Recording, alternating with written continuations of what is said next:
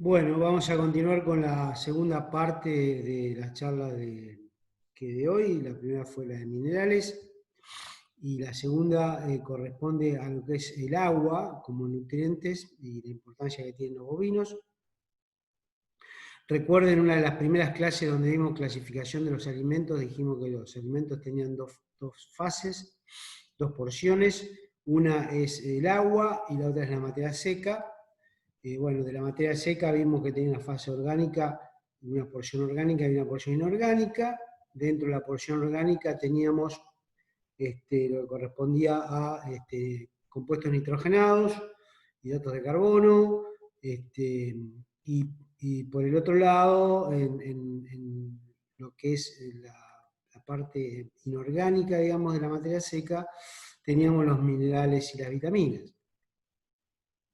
Y la otra porción de los alimentos, que no es materia seca, es agua.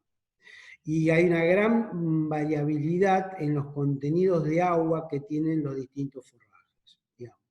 Desde algunos verdeos de invierno, por ejemplo, donde los contenidos de agua a veces son del 75, 80, 85%, y la materia seca solamente es el 15% o el 20%, hasta algunos alimentos como los rollos, los senos, digamos, que son mucho más secos, tienen 88, 89, 90% de materia seca, o los mismos concentrados, digamos, que tienen muy poca agua.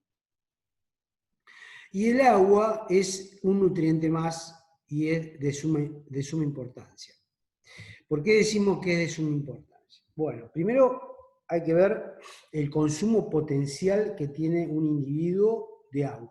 Ejemplo, una vaca lechera de alta producción puede llegar a tomar en verano 150 litros de agua. Ese es el consumo potencial.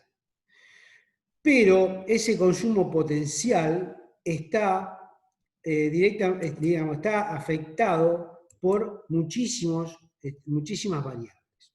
Por ejemplo, el tipo de dieta. La cantidad de materia seca que tiene la dieta, como decíamos recién, el contenido de fibra, el contenido de proteína, el contenido de minerales, específicamente el cloruro de sodio, el estado fisiológico del individuo, el nivel de producción, los requerimientos de energía, digamos, la disponibilidad en cantidad y en calidad que tenga de agua, y algo, digamos, de lo que más, un factor mucho más importante que también es el ambiente. Cuando hablamos de ambiente, básicamente nos estamos refiriendo específicamente para nuestra zona a lo que es el estrés calórico, donde los consumos de agua se duplican, siempre y cuando estén a disposición. Por lo tanto, todas estas variables van a afectar de alguna u otra forma al consumo potencial y el animal va a terminar teniendo un consumo real de agua, que a veces no es el adecuado.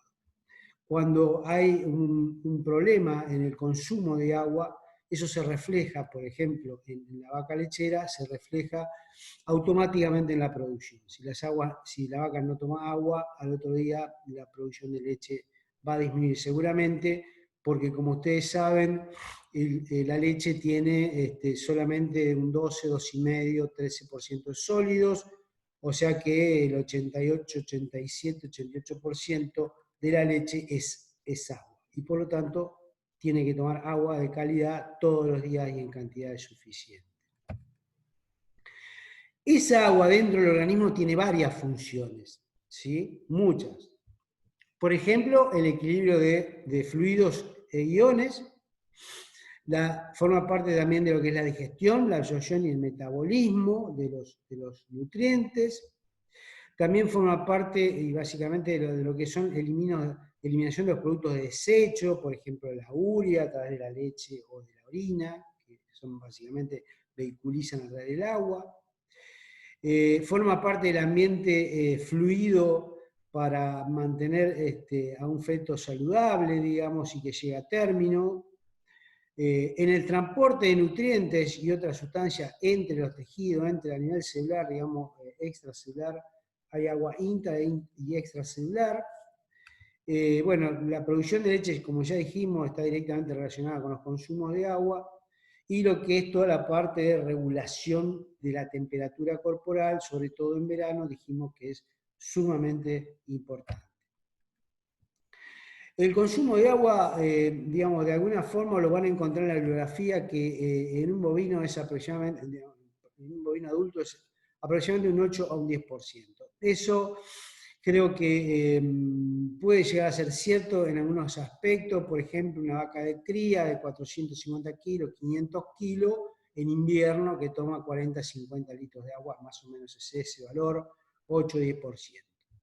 Pero una vaca lechera de 600 kilos de peso vivo y que produce 25 o 30 litros de leche, lo más probable es que los consumos de agua estén más cerca de el 20%, más del 20% hasta un 25% del peso vivo. Si estamos hablando de valores en verano de 140 a 150 litros de agua. Así que esto es bastante relativo, no lo tomen como algo general. Digamos que los consumos van a variar mucho de acuerdo al bovino, a la edad del bovino, al alimento, sobre todo si un alimento que tiene mucha agua va a consumir menos, si un alimento que tiene poca agua va a consumir más, a la función, si es un bovino de carne o es un bovino de leche, también va a tener variaciones, pero este 8 a 10% puede llegar a ser mentiroso, ¿no? Estamos hablando de una vaca lechera, hasta un 25% de su peso vivo en consumo de agua puede ser totalmente normal. También dijimos que iba a depender del estado fisiológico, si es una vaca que está en lactancia o una vaca que está seca. Al nivel de producción, no es lo mismo una vaca de 25, 20, 25 litros que una vaca de 40, 45 litros de leche. El consumo de materia seca, los kilos de materia seca que consume por día. Bueno, el tamaño corporal, que tiene que ver o está directamente relacionado con el peso vivo. A la actividad física, digamos, cuando hablamos de actividad física, es lo que se llama como la actividad voluntaria para caminar, para ir a la franja a buscar su alimento, a volver a la aguada para tomar agua, en verano irse a la sombra, de la sombra volver a la franja, ir al tambo, volver al tambo, digamos, toda esa actividad voluntaria que tiene el bovino de tambo, sobre todo, aumenta los requerimientos de agua y el consumo de agua. En una vaca de cría o un novillo de invernada a campo natural, por ahí esa actividad no es tan elevada, pero también, digamos, va a aumentar en la medida que los potreros sean mucho más grandes, sean ondulados, digamos, sean más difícil para transitarlos, o a veces la distancia a las aguadas hace que que consuman más o menos agua. Y bueno, es lo mismo la temperatura ambiente, no es lo mismo a 4 grados que a 32 grados, los consumos van a variar totalmente. Así que no hay una regla general para decir cuánto consume de agua un bovino adulto. Puede haber aproximaciones, pero en realidad las variables que interactúan son tantas y hay que tenerlas en cuenta a todas cuando diseñamos las aguadas en los campos. Los bovinos pierden mucha agua. ¿Y por dónde pierden mucha agua? Bueno, en el caso de vacas en lactancia pierden mucha agua por la producción de leche. Como dijimos hoy, la leche tiene 87, 87,5, 88% de agua. Por lo tanto, una vaca que da 40 litros, está, digamos, de los 40 litros, casi 30, 31, 32 litros es agua solamente. Entonces hay una producción, hay una eliminación de agua muy elevada y esa agua necesita ser recuperada. Las pérdidas respiratorias y cutáneas están en el orden de los 5 a 7 litros por día de pérdida de agua, de las cuales un tercio es por vía pulmonar, por respiración, y 2/3 va a ser por pérdidas por la piel, es decir, por transpiración. Si las pérdidas por transpiración son superiores a las por vía pulmonar.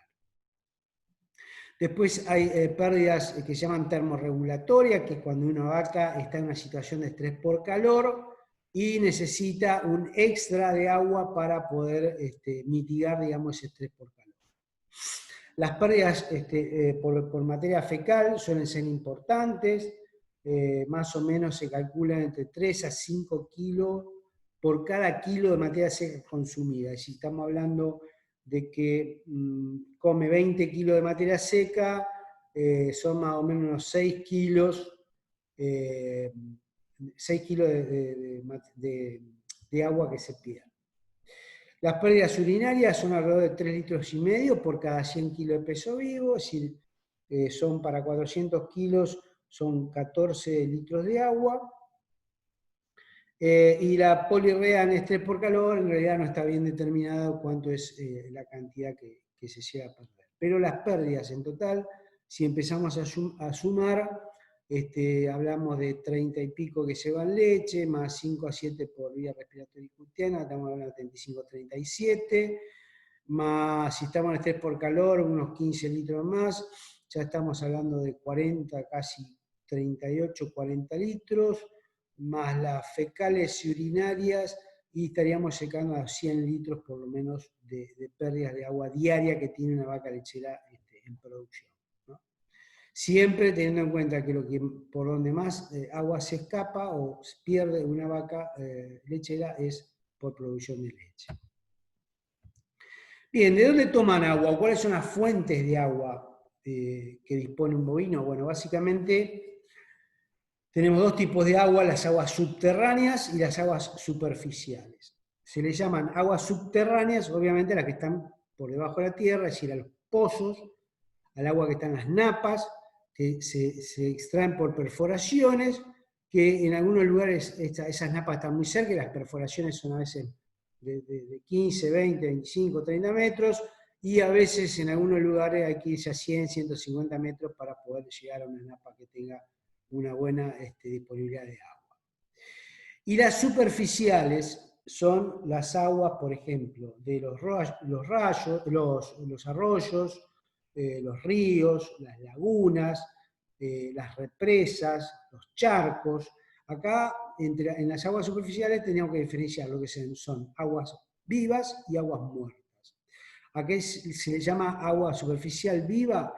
Es al agua que se va renovando. Por ejemplo, a la de arroyos, ríos, lagunas, a esa se va renovando, es un agua viva. Y agua muerta es aquella que es un agua, por ejemplo, de un tajamar, un agua de un charco, un agua de una laguna que se armó y que quedó estancada ahí en el medio del potrero. Esa es un agua que se llama agua muerta, porque es un agua que no se digamos, no se vuelve digamos, no se recambia, salvo en los tajamares, por ejemplo, donde se acumula agua de lluvia y ahí entraría agua limpia, agua nueva, digamos, pero sobre un agua totalmente contaminada que es el agua muerta. Hay algunas condiciones ambientales que hay que tener en cuenta. Esta es una fotografía, para los que no conocen, del centro-norte de Amberes de Santa Fe, lo que se denominan los bajos submeridionales. Fíjense que es una zona netamente de espartillar, con un aprovechamiento muy pobre por parte de los animales, por la calidad del forraje, pero que sí, durante la primavera-verano ofrece forraje en estos espacios que se ven acá, que se denomina de espacio intermata, entre una mata y otra mata. Ahí crece gramilla, a veces se puede llegar a cultivar algo, alguna pastura, y bueno, los animales comen ahí. Pero a veces, digamos, o generalmente, el volumen o la oferta forrajera es tan baja que los animales tienen que recorrer grandes distancias para poder juntar sus 10, 12 o 13 kilos de materia seca que deben comer, y a veces toman agua a la mañana, se van, están todo el día tratando de juntar materia seca y después vuelven a la tardecita noche a dormir en la aguada para volver a tomar agua. Así que, digamos, es fundamental en este tipo de campos y así poder tener primero agua disponible, en estos casos es agua de perforación, es un agua subterránea, con buenos depósitos en cantidad, digamos, en cantidad de litros de agua, porque esto es un tanque depósito pero bebedero a la vez, calculando los días en que no hay viento, en que el molino no va a sacar agua para no quedarnos sin agua, y después ver la posibilidad de hacer otras perforaciones en el resto del campo para tener más o menos agua en forma equidistante y que el animal no tenga que ir a una punta y volver acá, e ir a la otra punta y volver al mismo lugar. Eso realmente es un problema, ¿no? Distinto es en superficies o campos donde los poteos son más chicos, donde hay agua a disposición en cantidad y en calidad, y normalmente los bebederos son mucho más chicos porque no se necesitan acumular grandes volúmenes, porque estos bebederos, a medida que se van vaciando, se va renovando el agua y por lo tanto nunca se quedan sin agua, es algo que se rompa un molino o alguna cuestión de esa.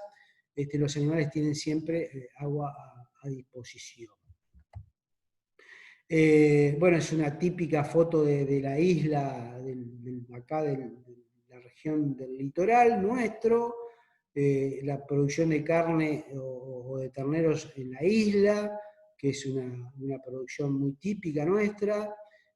Normalmente acá el agua disponible que tienen estos animales es o lagunas que quedan adentro de la isla, que es un agua muerta, que no se recupera, digamos, no se recambia, y si no, directamente tomar agua de lo que se llaman aguas vivas, como es un arroyo, un río, donde el agua, digamos, se va regenerando, va cambiando constantemente, ¿verdad? Y donde los animales están acostumbrados a bajar por estas barrancas, a meterse en el agua y tomar agua directamente del río, del arroyo. Bueno, esta es una foto, fíjense en que esto es casi primavera-verano, diría más tirando a verano. Hay una buena oferta forrajera, la condición corporal de los animales es muy buena, y hay agua, digamos, en cantidad y a disposición de estos animales. No hay ningún tipo de necesidad de andar haciendo pozos, perforaciones, porque el agua nunca es un bien escaso en las islas. Bueno, esta es una fuente de agua indeseable, digamos, lamentablemente. Esto fue el norte de Santa Fe en el año 2003, creo que fue una grande inundación que tuvimos, donde toda esta acumulación de agua fue por la cantidad de agua de lluvia, y en realidad estos potreros que deberían estar ofreciendo forraje para consumo, lo único que están ofreciendo hoy es agua. Pero sigue siendo una fuente de agua. Después tenemos los sistemas de represas. Estos ya son lugares para acumular agua. Cuando yo, por ejemplo, necesito acumular agua porque estoy en lugares donde llueve poco, donde los molinos tienen muchos días sin viento y no sacan agua, yo necesito tener reserva de agua para no quedarme sin agua.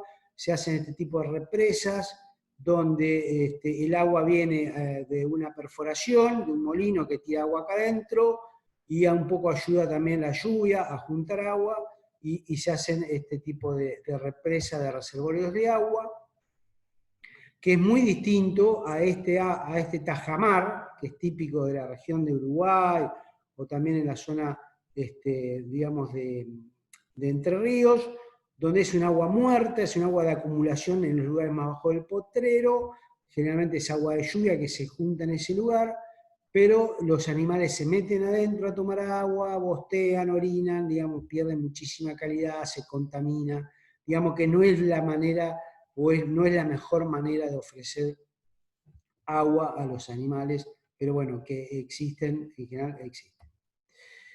Esta es la represa, como veíamos hoy, cómo se alimenta a través de una perforación, y se reserva el agua ahí. Esta es otra represa. Y después, esta es una foto que tiene 1, 2, 3 represas. Acá tiene el molino, y estas son otras represas de agua. A veces están interconectadas. Acá hay un gran tanque bebedero, de reservorio también. Y a veces de estas represas, de estos reservorios de agua, lo que se hace, siempre evitar que los animales entren. Fíjense que está todo cercado, está todo alambrado, y lo que hacen es tomar agua con una bomba y mangueras, toman agua de la represa y mandan a bebederos, para que los animales no tengan que venir acá y contaminar el agua que está reservada. Bien, ahora, con respecto a la calidad del agua, que es un poco la limitante en producción, ustedes saben que no se puede hacer ningún tipo de producción animal si no tenemos agua en cantidad y en calidad. Digamos. ¿Se podría hacer agricultura en campos que no hay mucha disponibilidad de agua? Sí, ¿Se puede hacer producción animal en campos que no tienen agua? No, es imposible.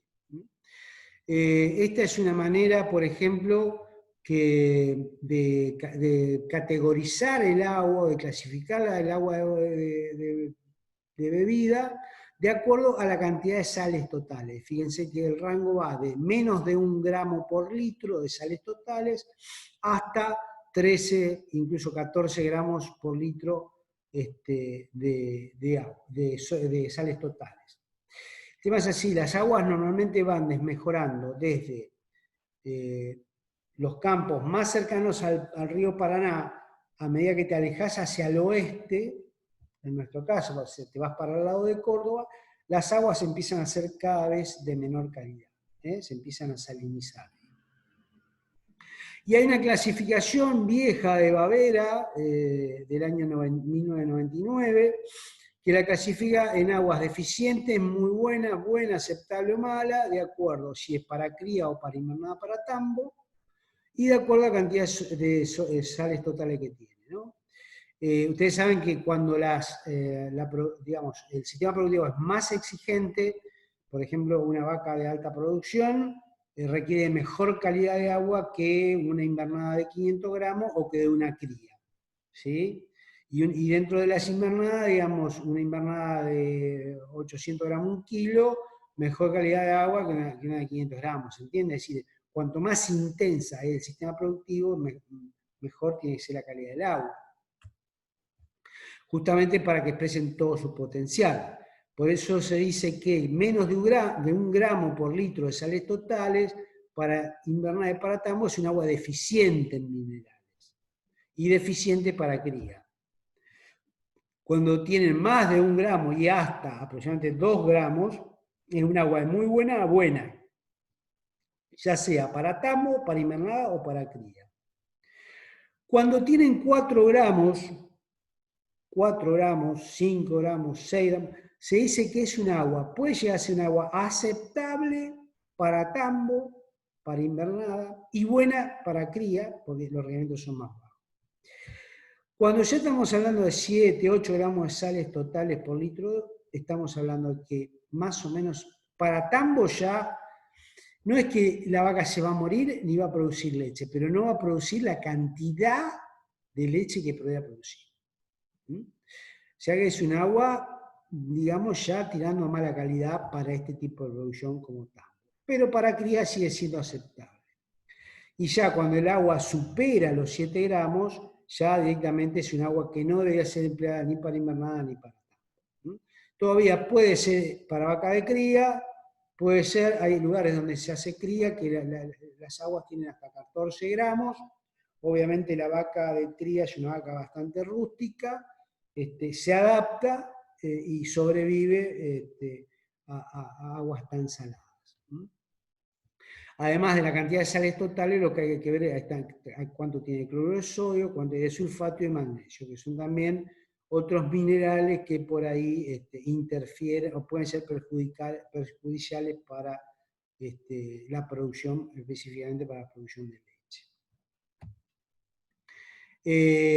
Bueno, después hay una serie de indicadores de calidad de agua, como es el tema del pH, un agua de 6,8, 7 hasta 8,5 es un agua de buena calidad para vaca lechera, hasta 3 gramos por litro o 3.000 miligramos por litro es un agua de buena calidad, con muy bajo nitrato, muy bajo nitrito, con sulfato no más de 1 gramo de sulfato por litro, porque si no empiezan a haber interferencia del sulfato con algunos otros minerales, como el caso del cobre o el magnesio, y ya ahí empieza a haber otra serie de problemas. Con niveles de hierro y de manganeso no tan altos, porque generan algo así como mala palatabilidad o mal gusto al agua. Los niveles de arsénico muy bajos, pues es tóxico. 0,5 gramos por litro de cloro, y en lo que respecta a bacterias coliformes totales, alrededor de 20 por cada 100 mililitros, y coliformes fecales hasta 10 por cada 100 mililitros, ¿no? Y que no posea ni algas, ni de tipo verde ni azules, Bueno, estos son algunos indicadores de un agua de buena calidad para vacas lecheras. Por ahí, para novillos, para vaca de cría, esto puede ser un agua de muy buena calidad todavía. También se las clasifica las aguas por deficiente en minerales, muy buena, aceptable y mala. En el caso de las aguas deficientes, son las aguas que no tienen ningún tipo de mineral, es un agua prácticamente mineral, como es el caso del agua de lluvia, por ejemplo, y donde si no hay otra fuente de minerales, los individuos que toman, o los bovinos que toman aguas deficientes en minerales y no tienen otra suplementación mineral, lo que van a provocar es lo que se llama la pica, la malacia, o el apetito pervertido, que es o también llamado hambre de sal. Es decir, van a ver que los animales están permanentemente lamiendo tierra, lamiendo caña, lamiendo postes, es decir, tratando de buscar algún tipo de minerales y obviamente hay que hacer una suplementación. Aguas muy buenas son aquellas que cubren las necesidades de minerales, buenas, digamos, se complementan, cubren la necesidad de los animales, se complementan, normalmente no ocurren problemas. Aceptable cuando pueden ocasionar algún tipo de trastorno, por ejemplo, cuando hay un poco más de sulfato y pueden provocar diarreas, el animal es no acostumbrado, después el animal se termina acostumbrando y la termina tomando y no tiene más diarrea. Y agua de mala calidad ya cuando los animales, digamos, no terminan acostumbrándose digamos, puede llegar a traer trastornos de otro tipo, por ejemplo, intoxicaciones, por la cantidad de nitrato, nitrito, de arsénico y demás, y por ahí si tengo que usar un agua de mala calidad, la podré usar, pero solo por un tiempo muy corto, muy limitado, para no perjudicar la salud animal. Y hay también una definición un tanto telúrica o gauchesca, digamos, que todavía se sigue escuchando que se dice aguas engordadoras. ¿A qué le llaman aguas engordadoras? A las aguas solamente que tienen una buena concentración de minerales, de sales, y que hacen un buen aporte de minerales, que sumado a los minerales de los alimentos, digamos, cubren bastante bien las necesidades que tienen los individuos. Y si no llegaran a cubrirla del todo en un 100% entre el agua y los forrajes, habrá que buscar una sal mineral para complementar. Bueno, estas diapositivas las paso de largo porque no tiene mucho sentido. Las aguas deficientes en sales dijimos que eran aguas con menos de un gramo. Perdón, sí, acá está mal, menos de 1 gramo, esto no es miligramos, menos de 1 gramo por litro. Son aguas deficientes en minerales y es lo que produce, o se dice a veces, o dicen los gauchos, estas vacas están con hambre de sal, estos novillos están con hambre de sal, porque la ven que además de comer y tomar agua, están permanentemente buscando lugares donde tratar de complementar esa falta de minerales. En lo que respecta desde el punto de vista nutricional, la dureza del agua que está dado por los carbonatos no tiene ninguna incidencia sobre la salud ni sobre la productividad. Sí, la dureza del agua hay que tenerla en cuenta para todo lo que es, por ejemplo, máquina ordeñar. Para que no produzca, cuando un agua es muy dura, lo que va a producir es que haya depósitos de calcio o de carbonato de calcio en las tuberías, produce lo que es la piedra de leche, digamos, ¿no? Eso porque son aguas duras. En ese caso, bueno, habrá que recurrir a conseguir alguna otra fuente de agua o tratar de desmineralizar esas aguas para ser utilizadas en alguna maquinaria, pero para la nutrición animal, para la salud animal, para la producción animal, la dureza del agua no tiene nada que ver, digamos, ¿no? Con respecto al pH vimos hoy, los pH de 6,8, 7, 7,5, 8 eran pH, digamos, alcalinos, son los mejores pH para los bovinos. En lo posible libre o no contaminados con nitratos y nitritos. Estos nitratos y nitritos a veces son esos compuestos nitrogenados que están indicando presencia de contaminación bacteriana, o que hay digamos, una contaminación de la napa con fertilizantes nitrogenados usados básicamente en agricultura. Bueno, en realidad los nitratos se consideran peligrosos a partir de las 200 partes por millón, o sea que por eso es necesario hacer análisis de agua. Con respecto al sodio, dijimos que era la sal más beneficiosa junto con el cloro de sodio, y dijimos que era el mineral que regula los consumos de sal. Una vez que el animal se siente satisfecho de sodio, deja de consumir sal. ¿Tá? Por eso hay que tener en cuenta, por ejemplo, si es un agua muy salada, con mucho cloruro de sodio, no va a estar disminuyendo los consumos de sales minerales, incluso de materia seca. Y tal así que el cloruro de sodio tal cual se utiliza como para, digamos, limitar los consumos de materia seca en los feedlots. Digamos, a las dietas de feedlot se le agrega un determinado porcentaje, que no viene al caso ahora, más o menos un 3 o un 5% de sal común, cloruro de sodio, para disminuir los consumos de materia seca cuando se trabaje de esa forma. Bueno, los cloruros, igual que el sodio, básicamente están en forma de cloruro de sodio. También puede ser cloruro de potasio, de calcio y de magnesio. Hay que tener cuidado con la cantidad de magnesio que tiene el agua porque le da un gusto amargo y hace que tenga una baja palatabilidad. De entrada los animales no la quieren tomar, la lengüetean, olfatean, hacen algunos sorbitos. Con el paso del tiempo se van acostumbrando, si no tienen otra fuente de agua, y la terminan tomando y, digamos, sobreviven. No es que se van a morir porque el agua tenga un poco más de magnesio.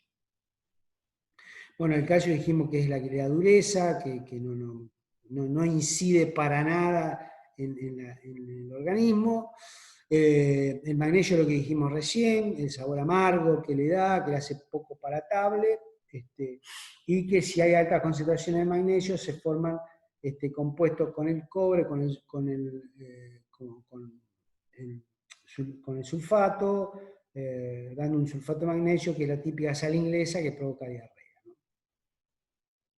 Y los sulfatos, bueno, justamente que no tenga grande cantidad de sulfato por el adverso, digamos, el efecto adverso que tiene sobre la salud, la interacción animal-ruminal y la salud animal. Arsénico y flúor son determinadamente tóxicos, altamente tóxicos. Por lo general en nuestra zona no hay grandes niveles ni de arsénico ni de flúor, pero hay zonas en el país, por ejemplo en la provincia de La Pampa, que tienen niveles de flúor muy alto, y esos niveles de flúor alto dan el típico diente moteado, un diente de color marrón, digamos, que es típico de cuando el animal está tomando agua con mucho flúor.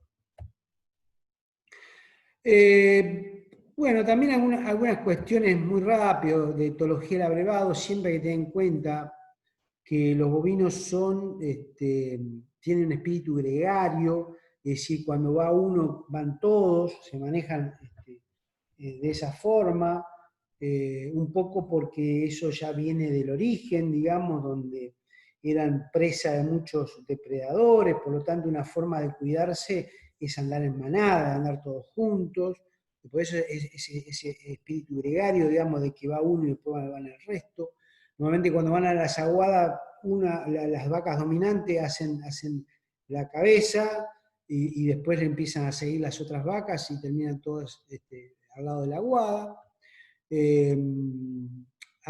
Con respecto a la disponibilidad de agua, digamos, cuando la disponibilidad de agua es muy mala, por ejemplo, en rodeos de cría con potreros muy grandes, que hay muy pocas aguadas o están muy lejos, normalmente lo que hace la vaca viene, la vaca a veces con su ternero al pie, los toros, vienen a la aguada, a la tardecita, toman agua, se quedan a dormir alrededor de ese tanque, hasta el otro día de la mañana en que se levantan, vuelven a tomar agua y a lo mejor salen y vuelven a la tardecita. Así que toman agua a veces solamente a la mañana y a la tarde, dos veces por día. En cambio, una vaca lechera de alta producción toma mucho más veces, a veces hasta 7 o 8 veces por día, con un promedio de 3 a 4 veces por día, ¿no? hay algunos momentos del día que son fundamentales para la vaca en producción, que es la disponibilidad de agua en cantidad y en calidad, que es por ejemplo la salida del ordeñe. Porque la vaca sale del ordeñe prácticamente deshidratada por la cantidad de agua que se le fue por la leche. Por lo tanto, ustedes, digamos, tienen que tener una buena fuente de agua en cantidad y en calidad a la salida del tambo para que la vaca pueda recuperar todo lo que perdió por la leche.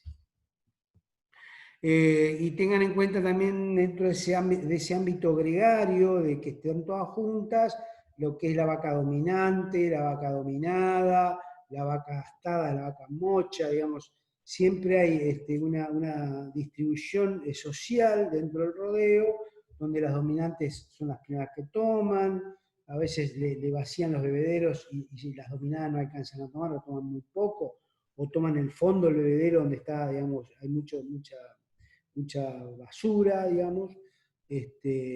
Las vacas gastadas que viven corneando a las mochas y las vienen sacando del lugar, ya sea en los comederos o en los bebederos pasa exactamente lo mismo. Bueno, todo ese tipo de situaciones que hay que tenerlas en cuenta para que no tengamos problemas de aguada. Hay que tener en cuenta, sobre todo, hay que tener en cuenta que cuando vamos a hacer una planificación de un campo, cuando vamos a planificar la parte de aguadas, deberíamos planificar para lo peor, que es, no para lo peor, digamos, deberíamos planificar para los momentos de mayores consumos, ¿sí?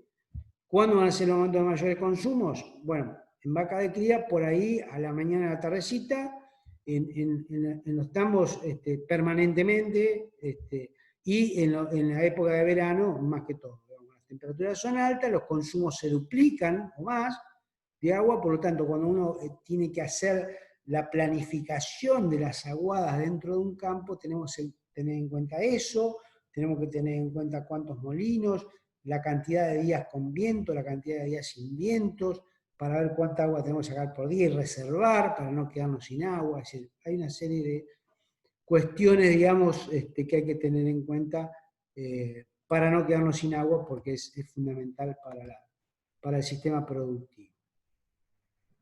Bien, un poco hasta acá es lo que nos interesaba comentarle del tema de aguadas y aguas, básicamente lo que es la calidad del agua, cómo distintas calidades de agua pueden afectar a una productividad, pero no a otras, que las aguas, digamos, los sistemas productivos más intensivos son los que requieren agua de mayor calidad, y bueno, son todas cuestiones que hacen a los requerimientos de los animales. Recuerden que vamos a tener la oportunidad de tener una clase de consultas. En principio, este viernes tenemos una clase de consulta donde entran los temas que se dieron hasta el viernes pasado, y estos temas que vimos hoy son temas que lo vamos a poder volver a charlar, a discutir o a intercambiar ideas de acá a 15 días aproximadamente, cuando hagamos el próximo foro para sacarse las dudas. Bueno, muchas gracias, cuídense, espero que anden todos bien, y si Dios quiere nos vemos este viernes en la charla de consulta.